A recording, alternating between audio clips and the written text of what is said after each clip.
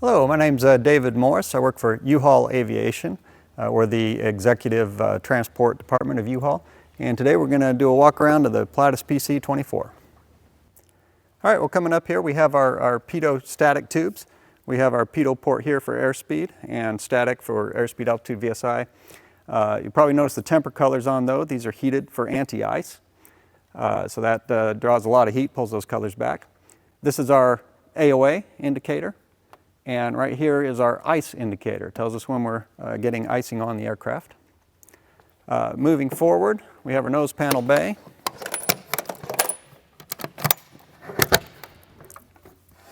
In here we have the Avionics Battery. This ship has two batteries, both nickel cadmium and 28 volt high capacity batteries. We also have our power distribution systems in here, and our breakers here and here for our hot buses. Very redundant power systems in this aircraft, as we'll see as we go around. And all digitally distributed, so only the hot buses have breakers. Everything else is handled by these power distribution units. While we're over here, good time to look at the nose gear. What you notice immediately about the nose gear is how beefy it is and how wide this tire is. A couple of reasons for that. They wanted this airplane to be able to do unimproved fills. So we have a very stout gear. We also have a very wide, low pressure wheel. 55 pounds is a standard for this wheel. And these wide chines that take any debris, water, anything you're kicking up and shoot it well clear of the engine inlets. The radome for the radar in here. We do have a 12-inch dish Honeywell radar. This is our copilot side Pitot and AOA. So dual AOA in both of them, so again, very highly redundant, and even a second ice detector. Temperature probe. Moving around, that is our COM1 antenna.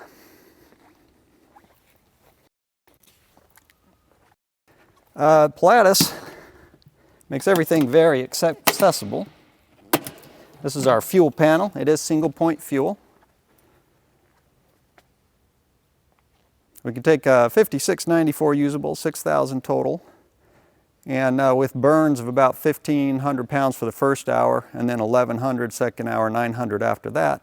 That gives us quite a bit of range, about 1,700, 1,800 mile range, no wind.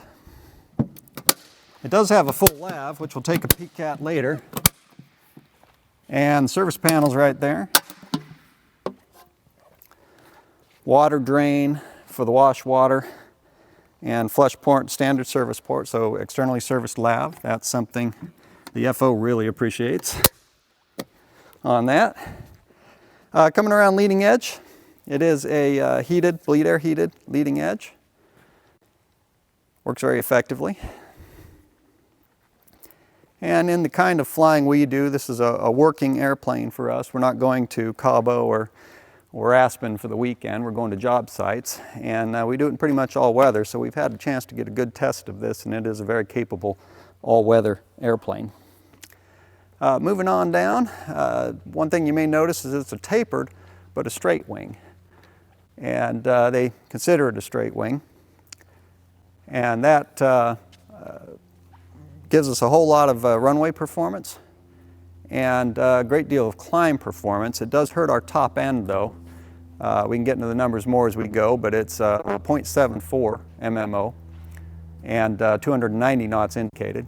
We do have over-the-wing fuel port, although we use those as little as possible. The single point's much faster. Strobe, nav, landing lights, recognition lights. And like a PC-12, we have the light panel up by the wing roots on both sides, wing ends on both sides. Both of them have forward white lights as well as beacon nav strobe. And it lights this thing up like a Christmas tree. It looks like a 747 coming in. A lot of fun. Traditional ailerons. Handles actually very nicely. It's very balanced fill, feels very similar to the 47 PC-12s and later. 47s, NGs, where they added the Fettler tabs to those and lightened it up. Very balanced, pretty light. It's definitely a one-handed flyer as long as you stay on top of the trim. I also like the PC-12, big double slotted Fowler flaps, single slot on the outboard, double slot on the inboard. Come down to 33 degrees and quite a bit of Fowler action. They come way back, similar to a PC-12 in that regard. Brings our reference stall speed down to 87, which for an 18,400 pound aircraft is impressively low. We're often, if we need to go into a short runway, we're often messing up the approach control. They're not expecting us to go as slow as we do to come into a runway like that. Ref speeds as low as 94 in lightweight. So again, for a big, heavy 0.74 Mach airplane, that's really low and really makes the runway performance effortless. While we're right here, the other thing that really helps us on our runway performance is these big spoilers. You can see these two large panels is lift dump spoilers, and those will stand right up and really slow us down. That system is fully automatic. And then those two outboard panels here and here are multifunction spoilers. So these do come up for lift dump. These also come up for air brakes, and we have two settings of air brakes in terms of degrees. These also will act like a 737. These will act as aileron assist. So if you move your yoke past 28 degrees, then these will come up and help with your roll. Altogether, a very, very good working system, and these all stand right up, open up the whole wing as soon as you have weight on your mains on landing. And you really feel that. You've slowed down a lot more than most airplanes before you even touch your brakes. And it really makes the runway performance effortless. It is on paper possible to get this in and out of 3,000 feet, which again is very, very impressive for an aircraft this size and one that can go this fast. Another thing that helps with that is all the rolling resistance. And we see here again we have oversized and very low pressure for a jet aircraft. These are 70-pound mains and dual mains. So between these and that fat nose wheel, a great deal of rolling resistance, and you really feel that even before you've stepped on the brakes. We do, however, have very robust, hydraulically boosted 3,000-pound pressure hydraulic system, which is exclusive to the brakes. It is the only hydraulic thing on this airplane is the main brakes. Everything else is electric, which makes maintenance very easy. And of course, big trailing link gear we see there too that makes the passengers think I'm a much better pilot than I am.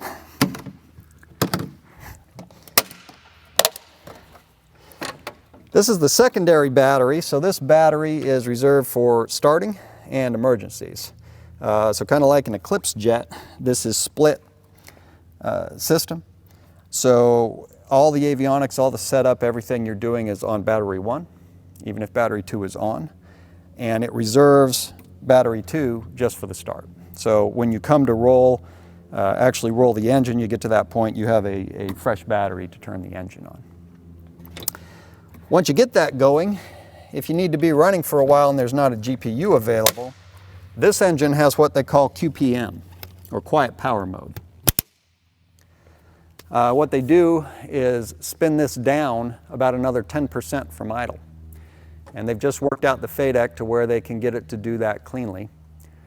And that is, well, it's still about as loud as a Hawker 800 or some of the louder APUs. It's much quieter than your average running engine. So they call it QPM, and that gives you 250 amps that you can use for aircraft systems, AC, supplemental heat, and avionics. So you can get set up and run that if an APU isn't available. Keep your batteries topped off, and it will assist the start. Doesn't count against your engine time. either. So you can just run that as kind of a poor man's APU. Something we've had a chance to use quite a bit also. We do have a Williams FJ-44, 3,600 pounds of thrust for emergencies, 3420 for standard operation. Like most Williams engines, the fan is milled out of a single piece of titanium. They're really very efficient and been proven very reliable. Right here we have, that's just the inlet for the starter cooling, 450 amp starter, so we do need to keep that cool. Outlet for that. And we'll pop up and take a better look at that.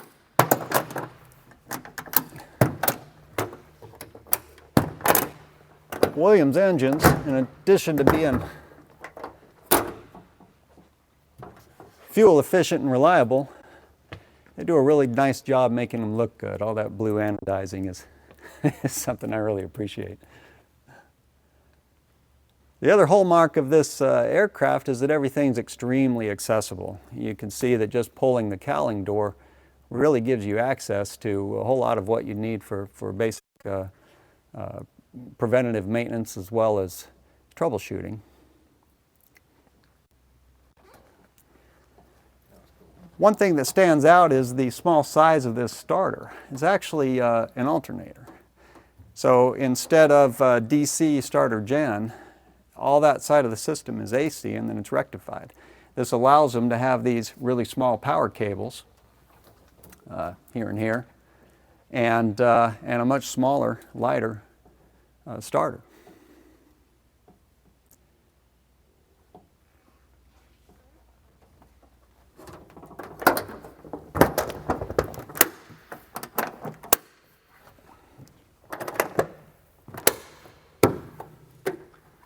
This is our inlet for our Freon air, AC, right there. And we also have an inlet, I don't know if you can see up here on the tail. On the front of the tail is the inlet for the ECS system. Bring in our, to cool our bleed air. The outlet for that is right there. As we move on back, we have some pretty unique things going in the back of the engine outlet here. First, you'll notice the shape. This actually takes advantage of Coanda effect, like a golf ball uses to fly, where if we get a laminar flow on a boundary area, it'll actually bend the airflow. And this is used to bend the thrust 3 degrees when we're at a high angle of attack. So we get the effect of a vector nozzle with no moving parts. You also will notice a bunch of tubes in the bypass duct going around and around and around. This is actually our bleed air pre-cooler. So they take advantage of that cold air aloft to pre-cool the bleed air without having to have more openings in the aircraft, without having to have another heat exchanger. Moving on up, we do have a all-moving stabilizer, jack screw trim. It's very effective throughout the range. Again, this airplane's really, if you've trimmed it out, it's really a fingertip flyer. Conventional flight controls other than that. The anti-ice on the tail is pneumatic boots, which is something you can get away with in this speed range, and is a very simple system, uses a lot less bleed air, and is very reliable.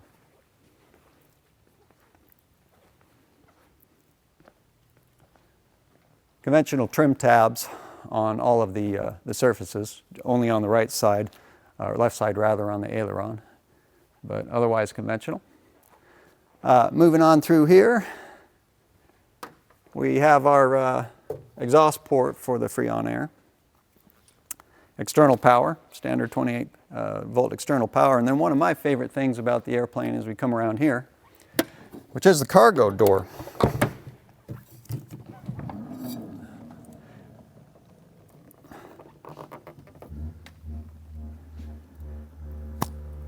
4x4 door, very similar to a PC-12 again.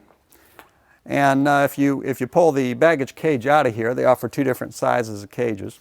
if you pull the baggage cage out of here, you can get a standard European pallet in here, and this is all pressurized cabin accessible baggage. I'm sure many of you guys that are corporate pilots have played Tetris trying to get 6 bags in the cargo area. Well, here you just 8 or 10 or 12, you just toss them all in. It's not an issue. And that door is also silent. I worried that this would whistle and make all kinds of noise, pumping this up to a standard 8.33 delta P, but it doesn't. It's silent and it's sealed tight. Due to the proximity of the engine, unlike the PC-12, this is not usable as a emergency exit, but it sure is nice loading baggage.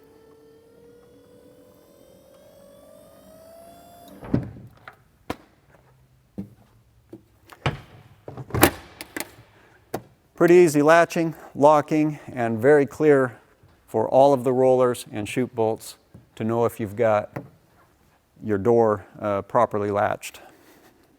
Here's the trim tab for the aileron, and again, just one on this side. All the flight controls are just bell crank and cable, no assist or boost. We do have a yaw damper, but other than that, it's just aerodynamically balanced.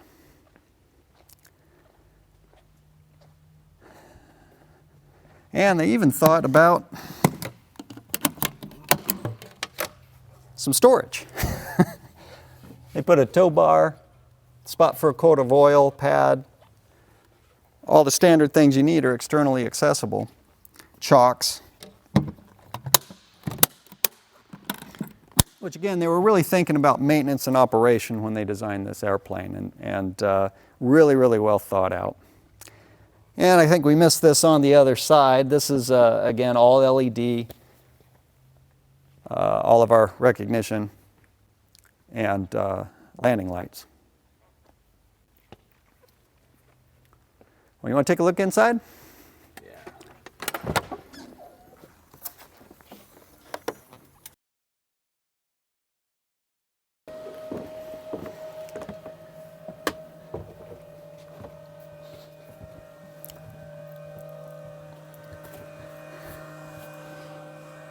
So, as you can see, it's a pretty big cabin for class. It's still considered a light jet, and even with a flat floor, at least a short guy like me can almost stand up, and plenty of room. And like Pilatus normally does, a somewhat Spartan but very roomy interior. Even back here in the rear seats, you have quite a bit of leg room. It comes in a couple different seating configurations. This is the 6 plus 2, so 6 executive, 2 commuter seats. And we chose this just to save a little bit of weight, and also because we're rarely carrying 8 people. But you can also do 8 standard seats in this configuration. You lose a foot of your baggage area. So but you still have 3x4 area, so it's still really massive. But you lose a foot of your baggage area to do that. Or with the full baggage area, you can do the 6 with 2 galley cabinets. With this interior, they actually give you that one as well. So they give you the carpet and the cabinets. All of these seats under the carpet here are just on M-rails. Only a few minutes to pop one out and replace it with a cabin, which really makes it very, very versatile for people who might occasionally do cargo or do a mix. A couple of guys with 15 minutes can reconfigure the airplane. Really nice that way. These are also full feature seats. They recline, they swivel, they have armrest inboard and outboard, and they also have footrests that come all the way up, and it will lay down all the way onto the back seat and makes a pretty decent bed. Both this seat and this seat, if you have the double club, they move this forward a little bit and the tables are centered. And again, if I didn't mention, the double club will give you the full baggage area as well and get 8 executive seats in here. But the double club will feature both of the tables centered, and pretty nice tables as well. A lot of little things that Pilatus does like that. Makes a nice finish. They really think their stuff out. For cabin controls, instead of a panel, what they have is an app. And the app does the lighting control, upwash, downwash, and spot. Also does media. It has a media server. You can put audio and video on if they want to watch movies. You can control your cabin temperature from there. And they also have a moving map, which right now we're in a hangar, so we don't have a GPS signal. But with the moving map, you're able to see the progress of the flight, the airspeed and altitude you're at, etc. And this is available to anybody with an iOS or Android device that's in the airplane. We do have kind of standard PC-12 cabinets for waters and snacks. Coffee over here, again, thermoses just like the PC-12. And this area in our entry is also the lav. Really pretty clever here. We have doors here that are going to come up. Close off the top. This is our Avionics Cabinet, but this door will close and seal off the cockpit. Once you've done that, this comes out and we'll close the bottom of this, and then the lav comes out right there. And it's a vacuum flush, externally serviced, low water lavatory. Really works very well. Then sink to wash up, also right there. And that all packs away just as easy as it opens. Really very clever lav. Wardrobe closet on this side as we come through.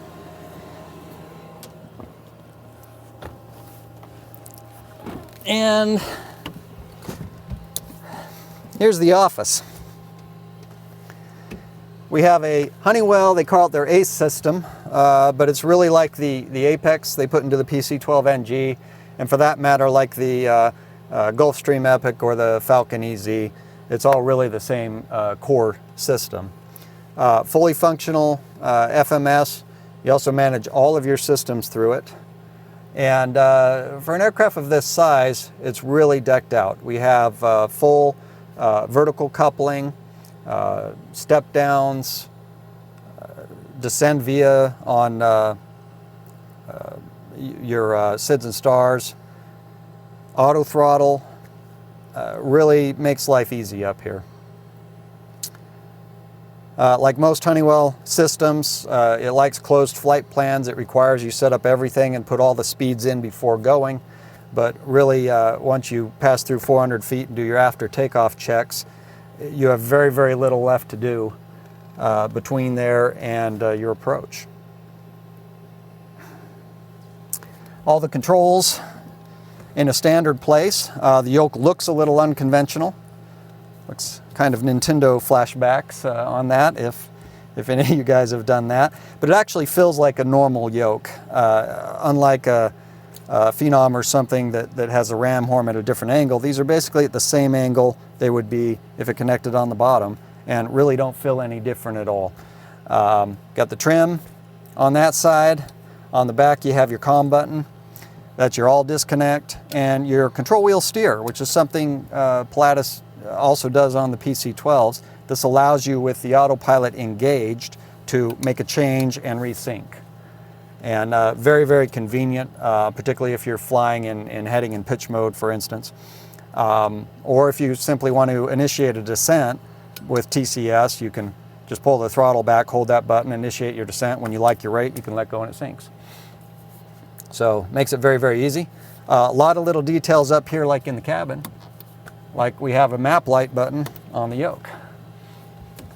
Turn that on, and that, of course, dims right up there too.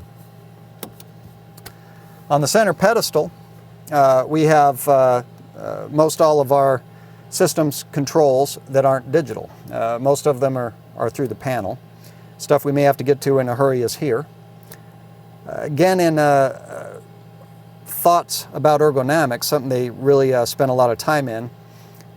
Normal is dark and straight up. So there's all these CASs go away after start. But you should have a blank screen on the CAS message and everything straight up, meaning that your pre-flight checks are just, it don't really only takes a second. Everything needs to be pointing north and you're good to go. Speed brakes right there. As I mentioned, when you're outside, you get half or full. Quite effective at altitude.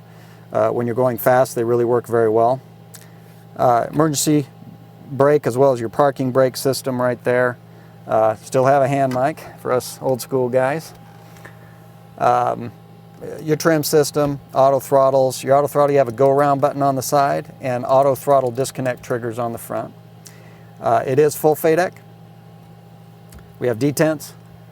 And it's really as easy as, if you're not using the auto throttles, sticking it in the detent. One for max continuous thrust, one for takeoff. And then the high one is ATR. Now these are kind of soft detents here. If you want ATR, it takes a push. But that's your automatic thrust reserve. That takes you from 3,400 a change to 3,600 per side. If you really need the thrust, and most commonly going to be used in an engine failure. Now it is ATR, meaning that on departure, it'll automatically trigger if it senses an engine failure. Flaps, again, big old Pilatus flaps. They come way back and 33 degrees. 33 degrees of flaps and landing on a runway like the 7,500 foot one here, you can pretty much not touch the brakes and roll off in the middle. So really very, very effective with the flaps and the lift dump. Let's see, coming on up and over, we'll just go through the avionics here. We do have a full standby. Gives us heading, no nav, but airspeed, altitude, baro, attitude, and heading. All right there, and it even gives us a little inclinometer. Pretty standard fare here. We do have soft keys for the radios. You don't need the soft keys for everything. You can control everything else with the cursor device, which I'll show you in a second. Engine gauges and radios in a fixed pane, and all of your flight instruments here. Also some controls for overlays over here. TCAS, radar. We do have synthetic vision. We're not getting it right now because in the hangar we don't have GPS position, but as soon as it gets that, we do have full synthetic vision. We can overlay lightning strike, radar, traffic, other things, and use these soft keys and or the software setup to do all that. Again, engine gauges, comms and navs. And this over here is then our audio panel. We can do dual overlays, select nav. We can preview a nav, so the upcoming or standby nav can be shown on here. We can adjust our HSI. Everything's configurable. If you are more familiar with round dials, you can throw that up. And we do have a timer, all right there. This is AHRS. There is for revisionary modes. We can reference the other side AHRS or control the opposite PFD from here for revisionary modes. All the redundancy you'd expect. Radio controls here, including a detail button, so if you want to get into squelch or frequency change, you can do that there. Volume for each independent radio, and squelch here as well. Also DME if you want to do non-standard DME pairing, and the detail page is contextual, so depending on what you do, it'll give you different options depending on what you're adjusting. If you prefer to do it the old-fashioned way, you can also simply tune by your dual concentric knob, like we're all used to on Garmin gear. Gear down right there. Everything else is done through the PFD, through the two MFDs. The MFDs are controlled through the cursor control device. And for an airplane this size, again, this is really nice to have. We have a scroll wheel on the front. And we can see that'll give my little cursor there. We also have a contextual page knob and scroll here where we can pull different things up. For instance, I can go full waypoint mode if I had a flight plan in there. And control everything through there. It's where we enter all of our speeds. our flight plans, speeds and fuel burns, weights for weight and balance, departure speeds, approach speeds, SIDS and stars. Everything's right through there and done right through the cursor. There's at least 2 ways to do everything. You can also rubber band the flight plan like you'd be used to doing on computer planning software, or add a point by clicking on the point and selecting from the list. If I had an active flight plan in, this would allow me to add this point to the flight plan or go direct to. I can show info, pull up the info. I can also take that VOR, ILS even, by clicking on the flag of the ILS and shoot those over here into nav1 or nav2. Just push the button, shoot the frequency over. And you can do all that from the window. You can also do a direct to by clicking on the point in your waypoint window. And again, that gives you a similar menu. Hold here, direct to, cross at a certain altitude. Very, very intuitive. Really just click and point, and you have your little trackball and scroll wheel like we're all used to using on a computer right on your cursor control device. You can also page from here. Page button is on the right side. As you see, that will take my cursor from here to there and around. And an enter button on the other side. Even in heavy turbulence, that's very, very easy to use. You can kind of anchor your hand on that cursor control device and get what you need done. And at least 2 ways to do everything. So we also, on our data input device here, we have full alphabetical keypad, full number pad, and some quick buttons. Some of these to address what we're changing, and some specific function buttons like the direct to, which we can click on the map and say direct to. We can click in the waypoint list and select direct to, or we can just hit direct and it'll ask us where we want to go and we can type it in. Let's see, common nav 2, we can, if you don't want to tune using the dual rotary knob, we can do that right from here. I can select which other comm I like, or if it's already selected, leave that alone, then just hit comm and type in a number. I don't even need to put the 1, so for like 1, 2, 3, 5, I can just hit comm and just say 235, enter, and it will throw that in. A lot of shortcuts like that. Again, very, very well thought out system. We also have radar controls here and ground proximity, warnings and overrides. Format can do revisionary mode, so anything we can see on any screen we can put on any other screen. And some of those are automatic, but we can always address them manually too.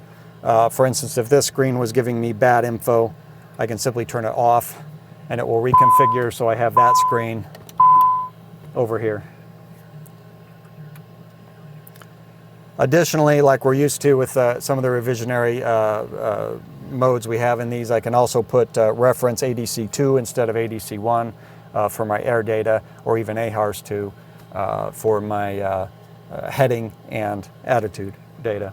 So anything presented, I can move to another screen should I lose a screen or have bad data. One thing that took some getting used to in this plane, coming from much more manual planes, is getting used to all of the automation. Full function auto throttles. So your standard procedure for a lineup is you'll select your flight mode. Once you have the flight plan and everything in, we will generally go into the go around mode. Gives you roll and go around. Auto throttles, which aren't going to arm now because we're not powered up, but auto throttles that will arm, and then either nav or heading, whichever is appropriate for the departure. Once you're lined up and have your checklist complete, which actually are all on screen, I should probably go over that briefly here. Checklists are all on here, and you have a button right on the back of your yoke to cycle through the checklist. So to go through my checklist, I'll just hit go into normal. Maybe I'm doing a GPU start, and I can just click through those. So cockpit preparation, go into that list. and I just click the button on the back of the yoke. Yes, my pre-flight inspection's complete. When I get to the GPU, it pulls up the electric synoptic. So I don't have to do anything there. The electric system synoptic, I can see, pulls right up. I can see that all my loads are correct and see what kind of amperage I'm drawing from the GPU and that it's connected. Click through that.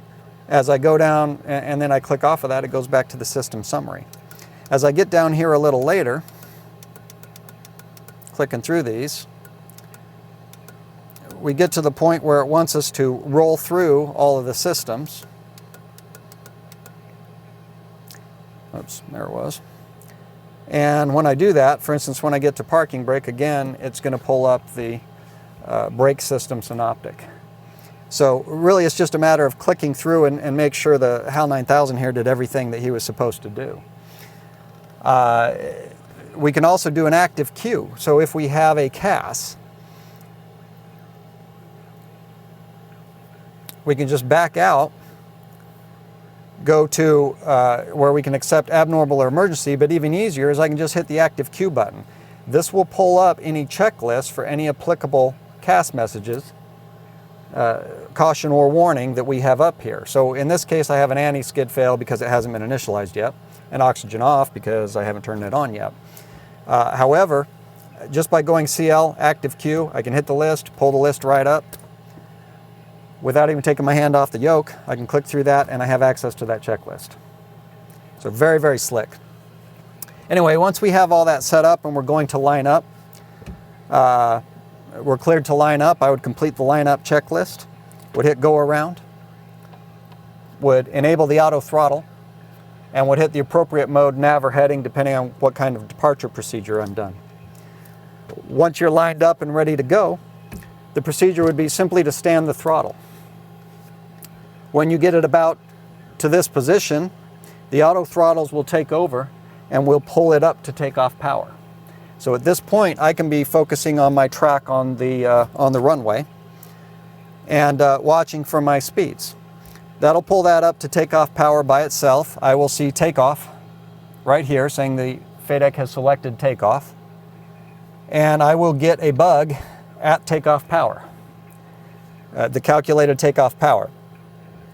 We don't calculate takeoff thrust, it's all FADEC. We just get a little bug for takeoff thrust and for MCT. So I will just make sure that does in fact roll up to the bug and hit takeoff power. Call airspeed alive. Because this aircraft is so low, we use 60 knots as a transition rather than 80. Once through 80, we'll get to V1. V1 can often, if you're doing a 15s flap takeoff, is often in the low 90s. Can be as high as 104, but often in the low 90s. And then up to 110 at gross if you are doing a flaps 8 takeoff, which we often do a little bit smoother, and you're still only going to use 3,500 or 4,000 feet of runway, even with the partial flaps takeoff. So rotation is usually within a few knots of V1. Once we hit rotation, V2 is going to be about 10 knots generally over your V1 or your rotation. Anywhere from 104 to 114. Climbing out at V2, positive rate, gear up. It climbs very, very quickly. So this is where, particularly if you're flying at single pilot, you have to be a little bit on top of it. 400 feet comes very, very quickly. We generally see 4,000 feet per minute or excess off the runway. Of course, 3420 aside, so lots and lots of thrust for an 18,000 pound airplane, well under your kind of 3-to-1 performance thrust to weight ratio. So that comes pretty quickly. Standard ops, 400 feet, flaps up, yaw amp on, after takeoff checklist. Once you accomplish that, you still, when it's cold, will see 3,000 to 4,000 feet per minute, so you have to think about that through auto throttles. After 400 feet, we'll generally enable whatever the appropriate mode is, usually flight level change, which is going to mark your airspeed. You don't even have to change your airspeeds. It will auto sequence. So it will sequence V2 until you put your flaps up, then it will sequence 170, until you're beyond, I think it's 2,700 feet AGL. Once you're beyond that, it'll cycle to 200 as a target speed, and it does all this by itself. So all you have to do is enable the auto throttles and put it in FMS. And it will display right here its target speed. So if you don't like that, you can always go manual and set the speed where you want it. And then the auto throttles will meet that speed instead of the scheduled speed. After that, climb speed is 200 knots. And it'll take 200 right up to your transition altitude, at which point it'll go to 0.59 Mach. So you don't climb at a fast forward speed, but you get up there very quickly. We have seen at gross from sea level 450 in as short as 17 minutes. Generally 18 or 20, but we'll take it even at that. It climbs very fast, and you can go straight to 45 as long as you're standard, not too high above standard temperatures. Standard or below, at gross from sea level, straight to 45 is just not an issue in this airplane and can be accomplished in under 20 minutes. Once aloft, it auto schedules into cruise mode, and once you've hit the altitude you've selected, it will schedule 0.72. It's 0.7 Mach MMO. We generally cruise at 0.72. Again, you can change that, go to manual mode and change it if you want. If, of course, you're below your transition altitude, then it will schedule 280, which again just gives you a little bit of breadth between your there and your 290 VNE. On approach, it's almost as easy. If I didn't mention, when you go to flight level change, it will auto schedule and auto go to MCT as soon as you put a climb mode in. So even that is done by itself. Then you're generally not touching the throttles again if you're an auto throttle, really until you click the auto throttle off on your approach. So it just takes care of everything. It makes life pretty darn easy, even if you're single pilot. On approach, standard configuration is you will, it'll again auto schedule as you're coming in. It'll fly arrival speeds if there's arrival speeds. If you care to put it in VNAV, if you're giving a descend via on the arrival, you'll simply select the bottom altitude, put it in VNAV, and leave your auto throttles on. And it will, without any intervention, hit every speed and altitude all the way down on the arrival by itself with the auto throttles and autopilot. Once you're cleared, as you come in, past the speeds on the arrival, once you're in the terminal area within 20 miles of your approach, it will, starting from below 10, it will auto schedule to 250. Again, you don't have to do that. It just schedules it and the auto throttles come back to there. Then as you come in within 20 miles, it's going to auto schedule to 170. And that's a good time to hit your first notch of flaps. 8 flaps, max speed is 200, but generally you're going to put those down from 170. That helps minimize the balloon. So 170, once you hit 8 flaps, it's going to auto schedule to 150 knots. From 150 knots, localizer alive, you're going to go gear down flaps 15, and it'll auto schedule to 135 knots. Sometimes it's a good idea to warn controllers if you hear someone behind you that you're going to have, even though you just came down at 0.74 from 45,000 feet, you're going to be flying turboprop speeds on the arrival. But at any rate, 135 knots at flaps 15. Gear speed is 200, but again, you're generally going to be putting those down from your flaps 8 configuration at 150 knots. Once you're coming in at 135, your final flaps are generally done between your FAF and 1,000 feet AGL, prior to 1,000 feet AGL, so you can be stabilized the last 1,000 feet. When you get there, flaps 33 is going to auto schedule to your VREF plus 10 knots. It's up to you to enter your VREF number, but if you've done that, it auto schedules to VREF plus 10, and will fly all the way down the pipe until you click off the autopilot, yaw amp, kill everything there, auto throttles at the end. And from there, you can slow down to VREF 50 feet, throttle's idle, make sure your yaw amp is clear, and a very, very light flare in this airplane. It only likes about a 3-degree nose high attitude that also took a little getting used to. But with 3-degree and these low speeds and that big trailing link gear and low pressure tires, a very mediocre landing performance can still make you look like a rock star. So really, compared to other airplanes I've flown, it's really easy to look like an ace pilot in this airplane. Once you're down on the ground, as soon as there's weight on wheels, the entire wing will open up, as we showed you before. We get auto lift dump as soon as there's weight on wheels. All 4 of those panels open up, and even then you come off the back of your seat just a little bit without having touched the brakes. The one caution, if anyone wants to try to fly one of these, is the nose wheel is a little heavy, just about as far as they could for reasons of FOD, because this is approved for unapproved runways. And due to that, there's a long distance between there and the nose gear, so the nose wants to come down very rapidly. You need kind of a double flare. So as you're coming in, 50 feet, throttles to idle, a very gentle flare, just a nice slow back, get about 3 degrees nose high. And once those mains touch, the lift dump's going to come up and the nose wheel is really going to want to come down. So the action is just a very light flare, that 3 degrees, mains down, now you're doing this. Nice and smooth to try to land the nose wheel softly. Once you get the nose wheel up, you can, if you're in a short runway, you can start applying brakes. It does have a good anti-skid system, although honestly, even going into 3,800 foot strip, I've never triggered the anti-skid. You just don't need that much brake with all these low pressure tires, 55 on the nose, 70 on the mains, and 5 wheels. You have all that rolling resistance. We have 4 big boards standing up acting as air brakes, and you've gotten rid of all your lift. Just that alone without any brakes really just saps all the energy from it, and it very quickly will slow down all by itself.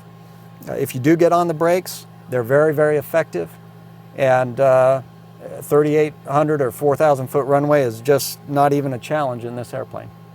Well, I hope you guys enjoyed this walk around of the PC-24. And I don't know what to say after that. That's it. That's great, man. Have a nice day. That's perfect.